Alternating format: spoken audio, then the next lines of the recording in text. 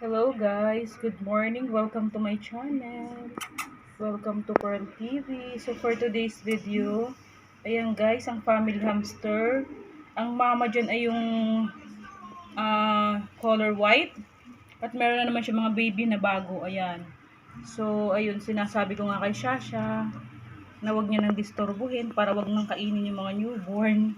Yung mga newborn guys, akala nyo guys patay na no. Ayan sila, yung mga newborn baby. So, yung sabi ko kay Shasha, huwag niya nang pakialaman, huwag niyang hahawakan.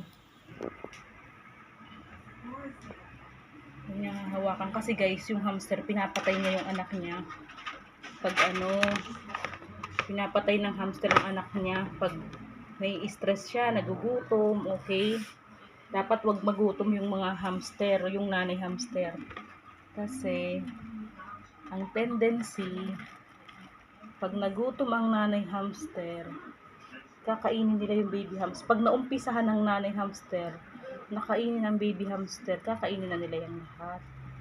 So, dapat wag niyong ididisturbo yung hamster. Ilalagay niyo lang yan sa isang sulok, guys. Ayan, ngayon ko lang binidyo kasi busy si nanay hamster. So, nakikita niyo yung mga bulilit hamster. O, ayun, no? Maliliit pa. Ganyan din yan dati, guys, nung nakaraan. Yung tatlong yan, mga anak din niya yung tatlong lalaki. Kaya, nakikipaglaro sila sa little sister nila, oh. May bagong supling na naman. Grabe, ang bilis magbuntis ng hamster. Ilang weeks lang. Ayan. So, sabi ko kay Shasha, huwag niyo nang anuhin. Huwag niya nang gugutumin si hamster. Huwag niya nang didisturbuhin yung mga baby hamster. Huwag niyang hahawakan. Ate Shasha, huwag masyadong maingay yung TV kasi baka ma-stress na naman si nanay hamster. Kainin na naman yung baby niya. Ate ha. Ayan. Kaya ginagawa ko, nilalagay ko lang yan guys sa sulok after pakainin. So far, yung 5 anak, ayan, 5 pa rin. Sa awa ng Diyos, wala pa siyang kinakain. Naglalakad na, oh guys, oh, naglalakad na yung baby hamster. Yung isa nakikipaglaro sa kapatid niya, oh. Ang cute. Ayan, hamster family. Second batch of babies na yan, guys. Second batch of babies na yung mga bulilit, oh. Tingnan mo, oh, nagbabanding siya kay mama niya, oh.